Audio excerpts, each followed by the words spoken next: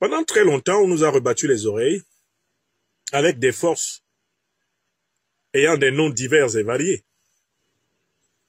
qui étaient supposées mettre fin à l'ampleur du terrorisme en Afrique.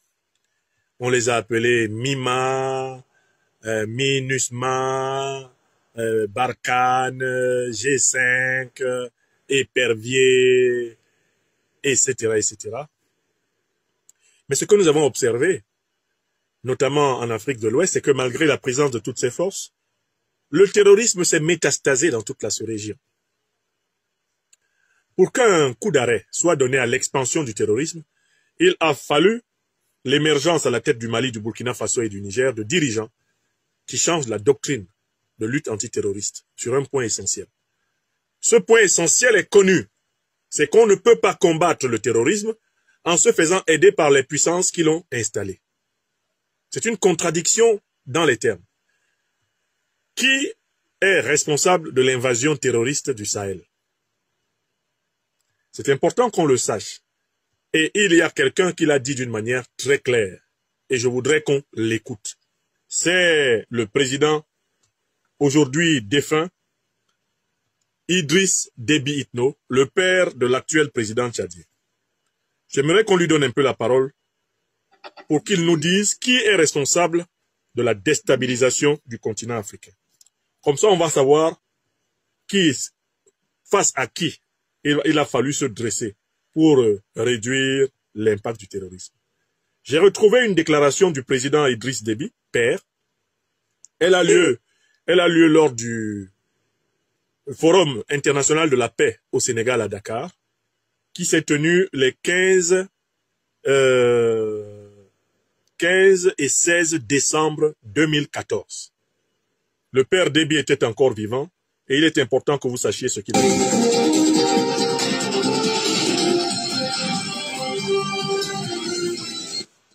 Nous sommes face à nos responsabilités et face à l'histoire. En 2011, l'Afrique s'est battue, l'Union africaine s'est battue. Il y avait beaucoup de foyers de tension avant.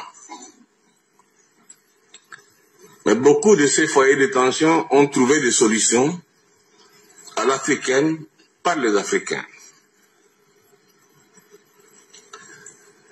Après 2011, tout ce que nous voyons aujourd'hui comme désordre en Afrique a pris naissance après 2011. Nous savons tous, et nous avons tous assisté, en tant qu'Africains, vous le dites, à une violation flagrante, en fait, disons,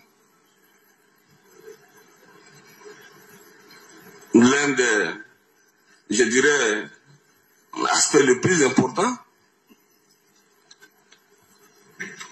contenu dans le principe de l'OIA et qui a été reconduit aussi dans le principe de l'Union africaine.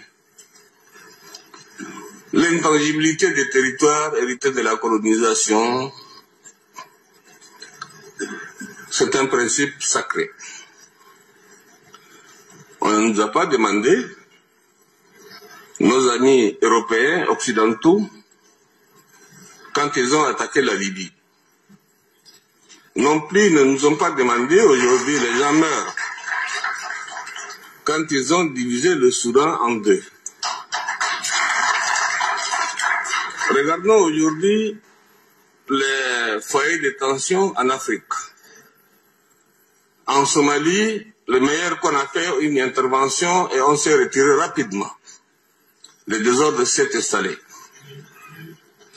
La division du Soudan a amené aujourd'hui à une guerre civile et des millions de morts, plus que les morts pendant les 50 années de guerre entre les Soudanais, entre eux, oui, en 2 ans. Voilà. La destruction de la Libye. Mon frère disait que c'était le travail inachevé. Non, le travail a été achevé. Écoutez bien. L'objectif recherché étant l'assassinat de Gaddafi, mais pas autre chose. Pas autre chose. Donc, disons-nous que le travail a été achevé. Mais ce qu'il n'a pas eu, c'est le service après-vente. C'est le service après-vente qu'il n'y a pas eu. Donc on aurait dû accompagner les Libyens pour la naissance, comme disait en son temps, la nouvelle Libye démocratique, la nouvelle Libye en paix, en stabilité. Quel mensonge. Gaddafi est mort, c'est terminé, bagage plié, on est parti. Et voilà, aujourd'hui, la Libye est devenue le terreau des terrorismes et de tous les brigands, de tous les malfaiteurs. Les Libyens sont des Hébreux, ils ne savent pas à quel sein se vouer. Les Libyens de souche, pas les étrangers qui viennent détruire le pays. Le Mali, c'est une conséquence directe de la destruction et du désordre de la Libye. Voilà. Le Boko Haram n'avait pas de force, ni de matériel. Le Boko Haram, c'est aussi une conséquence directe de la destruction de la Libye. Voilà. Au Cameroun, la guerre Boko Haram au Cameroun, c'est aussi les conséquences directes de la destruction de la Libye. Voilà. Les armes qui circulent dans l'Afrique au sud du Sahara, jusqu'au rivage, je dirais de l'Équateur, ces armes vont aller encore plus loin. Vous savez très bien, et tout le monde sait, que la Libye fait partie des pays les plus armés en Afrique et je dirais même au monde, au temps de Gaddafi. Toutes ces armes aujourd'hui se trouvent dans la nature. Mon frère Ibrahim Boubacar Keïta, je ne dirais pas Ibeka encore, me disait tantôt que la solution est entre les mains des Africains. Monsieur le Président, mon frère, la solution n'est pas entre nos mains. La solution, c'est entre les mains de l'OTAN, qui a créé le désordre, n'a qu'à aller ramener le désordre, l'ordre. C'est ça. Oui, là, il ne faut pas rigoler. Il ne faut pas rigoler. Oui, c'est notre vie. C'est l'Afrique qui est en danger. Très bien. C'est l'Afrique qui est en danger. Très bien. Les Nations Unies qui ont donné le quitus sont responsables aussi. Amina. Donc, aucune armée africaine ne peut aller détruire en Libye les terroristes. Je ne dis pas le peuple libyen. Les populations libyennes, quelles que soient leurs origines, quelle que soit leur idéologie, peuvent dialoguer et trouver une solution. Mais là où le bas blesse, comment peut-on négocier ou dialoguer avec les intégristes, avec les fondamentalistes? C'est impossible, il n'y a pas de dialogue. Et ce sont ceux-là aujourd'hui, ceux-là qui font le jeu en Libye. Donc il n'y a que l'OTAN qui a les moyens nécessaires, comme ils l'ont fait pour faire partir Gaddafi, pour assassiner Gaddafi, aller assassiner aussi les terroristes là-bas. La base, c'est là-bas. On tue un serpent par la tête, mais pas par la queue. Eh oui. N'est-ce pas? Donc, si on veut résoudre le problème du Sahel, si on veut résoudre les problèmes en Afrique, ailleurs, au sud du Sahara, il faut s'occuper de la Libye. Il faut tuer, n'est-ce pas, comment on appelle, le terroriste qui sont là-bas. Nous pourrons les accompagner. Nous, on va aller. Il n'y a pas de solution. Ça, c'est un problème, je crois, auquel vous ne pouvez pas chercher de midi à 14 heures de solution. Voilà. Mes chers amis, je tenais à vous faire écouter cet extrait d'une très grande lucidité du président Idriss Déby Itno, père, décédé, comme on le sait, en avril 2021. Quels sont les enseignements de cet extrait?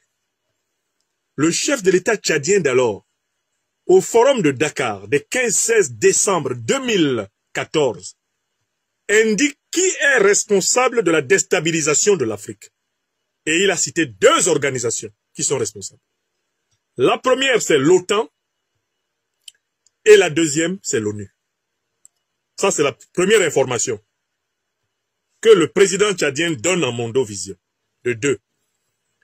Il dit le motif qui avait été avancé par l'OTAN et l'ONU pour saccager la Libye. Le motif, c'était la démocratie. Et il fait constater que cet objectif qui avait été affiché n'a jamais été réalisé. Ça, c'est la deuxième information clé. Troisième information clé que donne le président en exercice à l'époque du Tchad.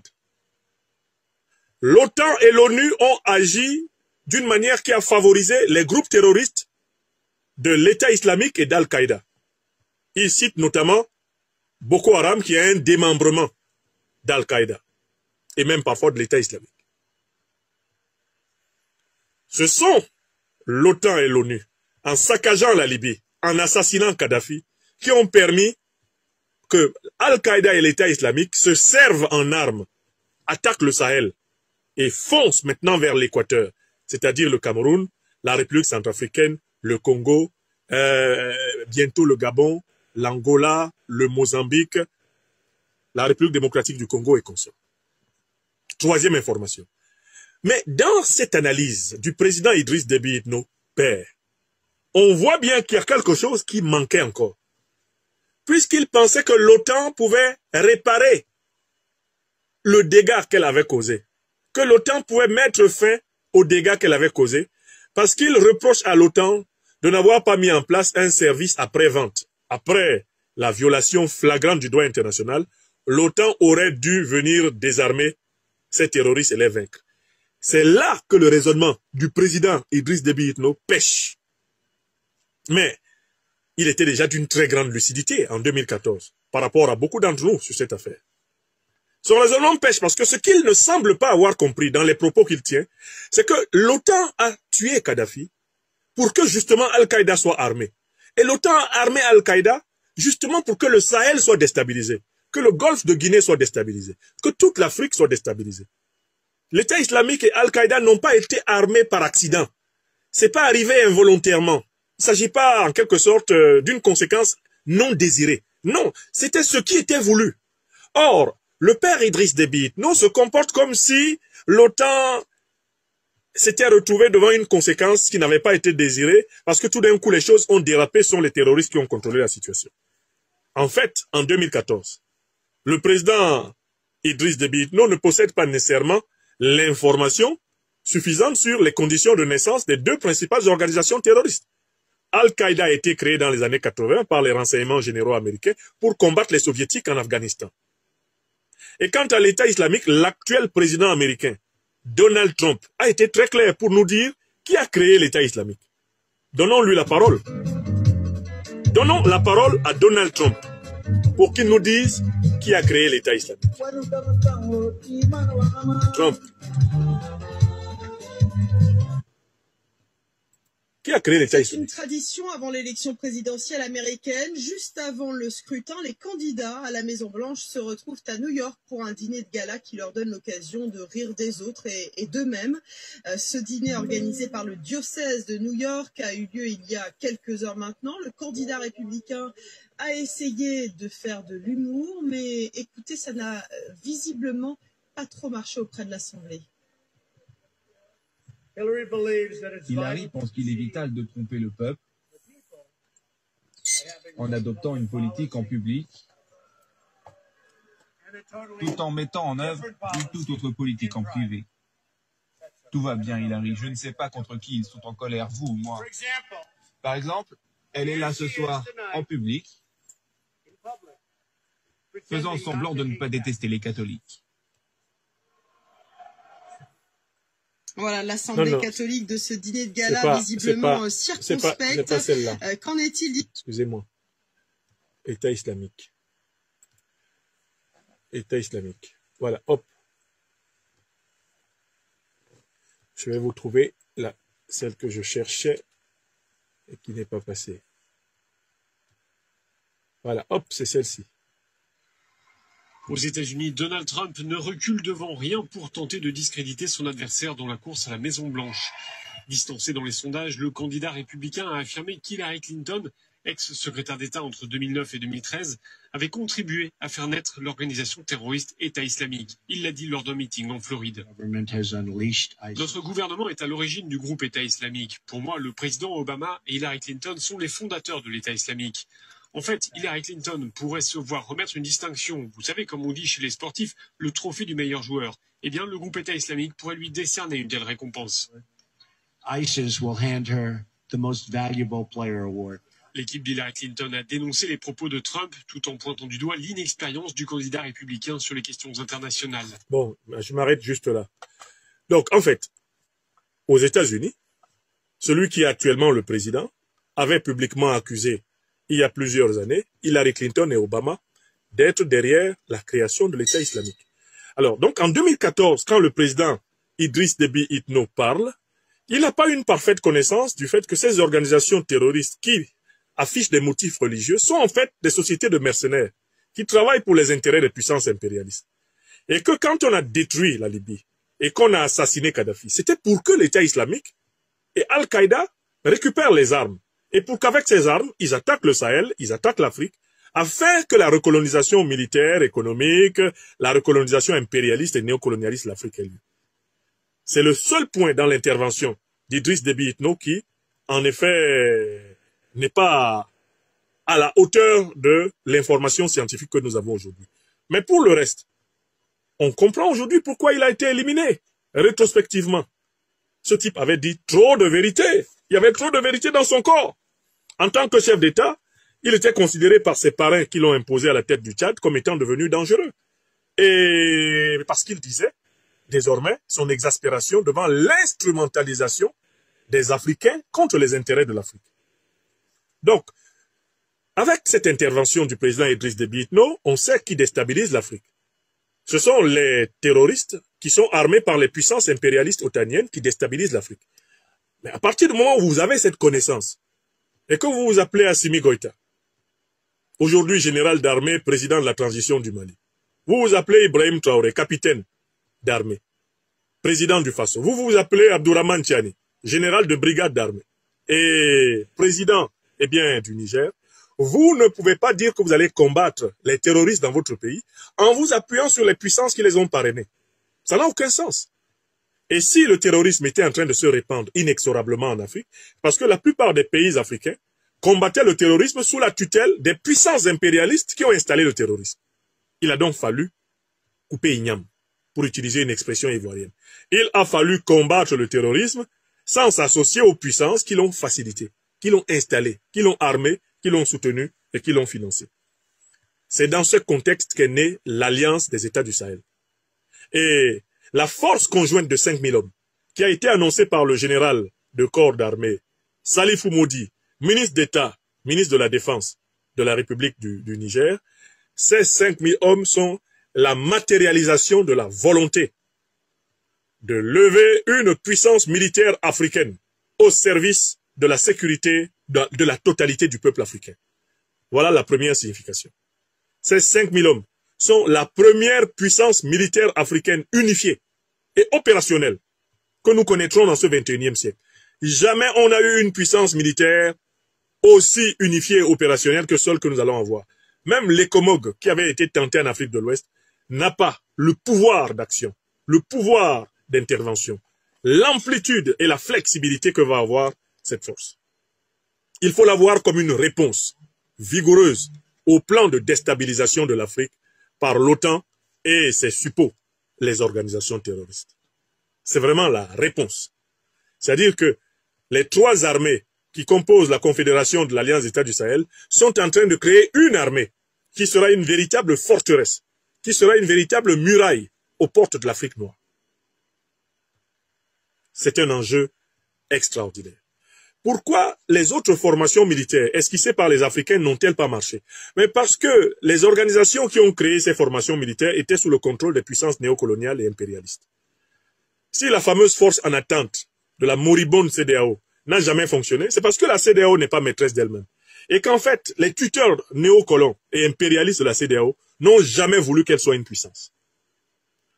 La seule fois qu'on a voulu que la CEDEAO ait une force, c'est pour agresser le Niger pour agresser le Burkina Faso et agresser le Mali, parce que le Niger, le Burkina Faso et le Mali avaient récusé le néocolonialisme français et l'impérialisme occidental. Mais toutes les autres fois, quand la CEDEAO a voulu vraiment se doter d'une force autonome, elle a été sabotée par les maîtres de la CEDEAO, les tuteurs néocolonialistes et impérialistes de la CEDEAO. Vous comprenez? Donc en fait, une organisation néocolonisée est condamnée à ne pas développer de la puissance. Parce que le néocolonialisme, c'est précisément l'effort de maintenir des peuples opprimés dans l'impuissance. L'armée conjointe, donc, de la Confédération de l'Alliance des États du Sahel est une école pour tout le continent. Elle indique à l'Afrique centrale le chemin à suivre. Elle indique à l'Afrique australe le chemin à suivre. Lever une armée authentiquement panafricaine, c'est-à-dire une armée au service des peuples africains, et combattre pour la paix, la sécurité et la prospérité des populations. Nul doute qu'avec ce corps militaire intégré, constituant l'embryon de la grande armée de la future fédération du Sahel, la célérité de frappe contre les terroristes va être décuplée. Et j'invite les uns et les autres à écouter la conférence hautement pédagogique que le général de corps d'armée Salifou Modi nous a tous délivré sur la RTN il y a maintenant 48 heures. C'est 40 minutes lumineuses. Et le général Salifou Modi est un excellent pédagogue. Il explique la chose militaire d'une manière tellement claire qu'on voit ce dont il parle. Il explique comme un bon maître. Il explique en montrant, pas seulement en démontrant. Il montre. Il fait voir ce dont il parle. J'en viens maintenant. La première chose, abonnez-vous à cette page. Cliquez sur le bouton s'abonner qui s'affiche juste en bas. Et la deuxième chose, cliquez sur la cloche de notification pour ne rater aucune des vidéos que je publie ici très régulièrement. Retrouvez KDV Africa sur YouTube, Facebook, TikTok.